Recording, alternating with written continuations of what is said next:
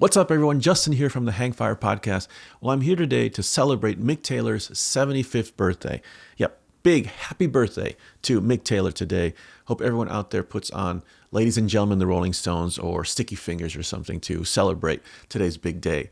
I thought I would celebrate by taking a little trip down memory lane and share a couple of videos that I took that's from my archive that mean a lot to me that involve Mick Taylor. The first one is a video that I took back in 2013 when the Stones were on their 50th and counting tour. On that tour, they invited Mick Taylor to join them on that tour, and they invited him to play on stage on Midnight Rambler. And he completely knocked it out of the park, and it was a fantastic moment in the show to have him come on and rejoin the band after all that time. So it was a very historic moment to have him on that tour. But you know, fans were kind of a little frustrated. Well, you've got him on the tour. He's sitting there backstage. Why don't you have him on some more songs? So here we are, the start of the tour in Los Angeles. It was May 2013. The first show happens at the Staples Center. And as planned, Mick Taylor comes out on Midnight Rambler. Very cool. Great. We all loved it. He knocked it out of the park. And we also had Keith Urban guest star on the song Respectable, which was super fun. Great performance. Everyone had a good time on that one. So the first show was great, and we're off to a good start. But now it was time for the second show at the Staples Center, which actually happened a couple weeks after this first show. And the Stones know that it's very likely that fans will go to more than one show in the same city. So they'll change some songs around just so then that other show will be extra special. So we knew this was possible, and this was in the back of our minds as we were coming into this second show in Los Angeles. So here we were. It was May 20th, 2013, and we knew that, okay, this is the Stones' second show here in LA in a row.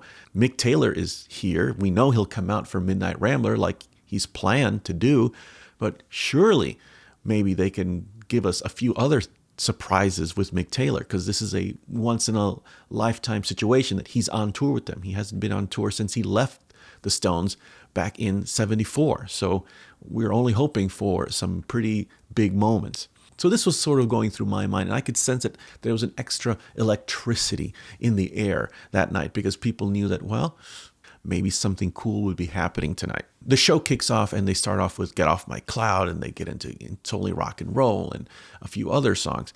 And finally there's a break, and stage is dark. They're setting up for the next song, and all of a sudden I see Mick Taylor come walking out. And this is way too early for Midnight Rambler because Midnight Rambler happens later in the show.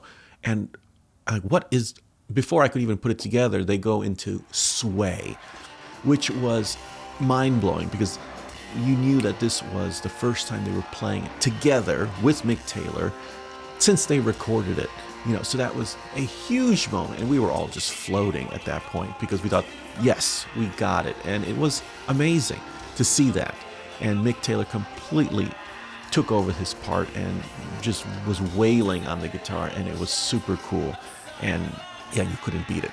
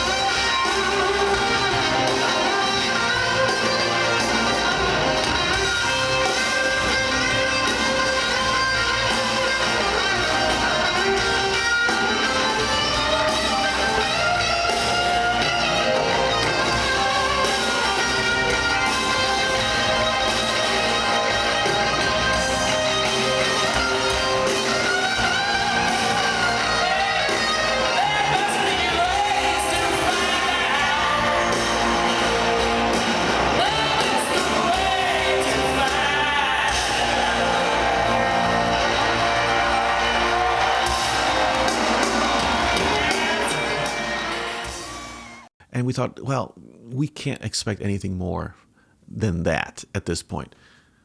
But a few more songs later, again, the stage is dark. It's taking a little bit longer than usual for the next song to start. And you start to wonder, what is going on? Could it be another big surprise for us today.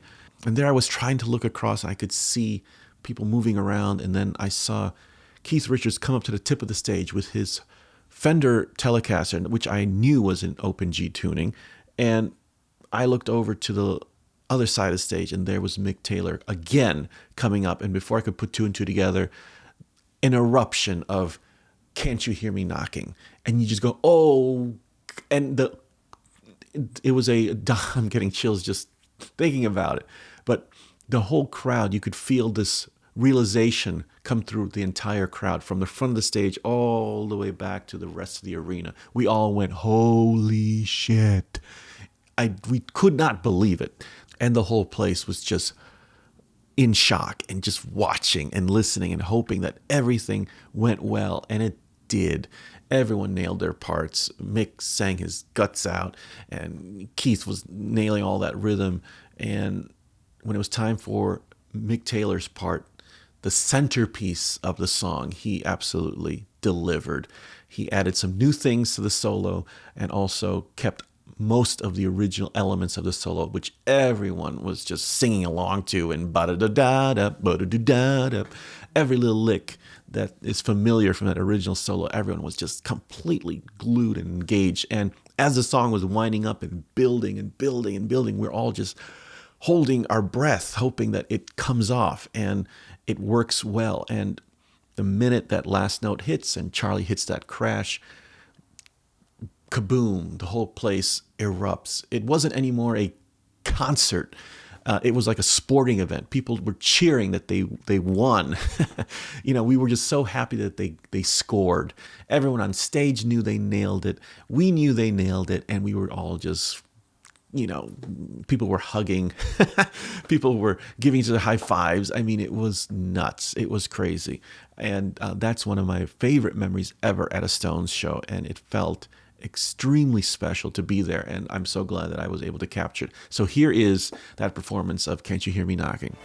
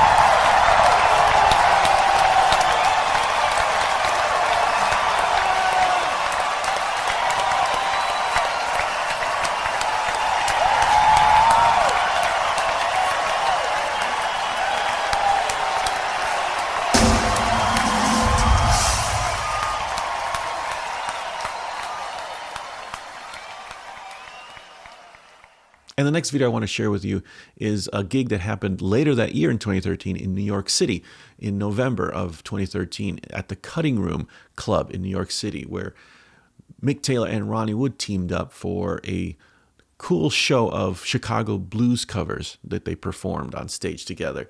It's so easy to play, blues rhythm and kind of bulldoze through it. But that night I was reminded that it's all about the details. So being 5 feet away from these guys, I couldn't help but study their hands. I was watching their left hand, what they were doing around that neck. And it was just a masterclass on blues guitar from two masters. And I was just in awe. So that's why I shot this video in a very unique way. It was a complete close-up of Mick Taylor's left hand.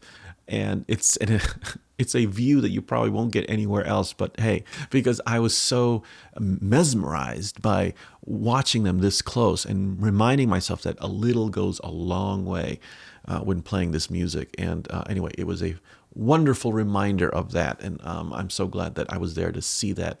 And it's still things that I think about and I still take with me even today when I play the guitar.